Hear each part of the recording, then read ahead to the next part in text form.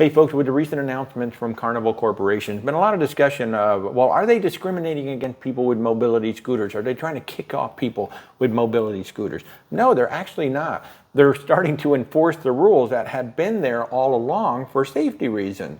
Now, I have seen it on cruise ships. If you've been on cruise ships, you've probably seen the same thing. Scooters either out in the hallway or they're out in the elevator lobby being plugged in and charged up.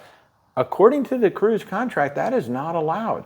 If you're bringing a mobility scooter on board or you're renting a mobility scooter, it needs to fit inside your room. You can't leave it outside because then that creates a hazard for people going by, or, in the event of an emergency, it could really be a problem. So what Carnival is saying is, look, we're going to start enforcing the rules. We've let it slide for a while. Too many people are taking advantage of it, and now we're just getting too many scooters out in the hallways and out in the elevator lobby. Now, one great scooter alternative is something that I showed you guys last year. It's the Wheel Power Chair.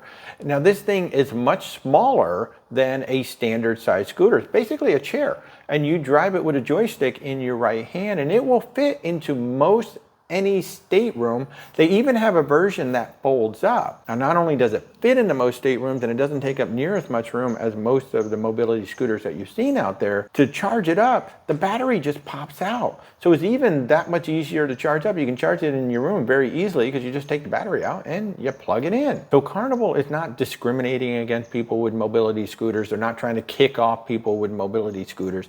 They're just enforcing the rules, which are pretty much in place for every single cruise line out there.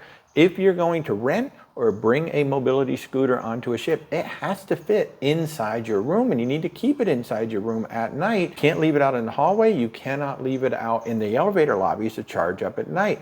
So they're just enforcing the rules. Now, if you have questions about this, or you want to make sure that you're getting onto a ship that's mobility friendly, hey, just reach out. Where's WalterTravel.com. Have an awesome day, everybody.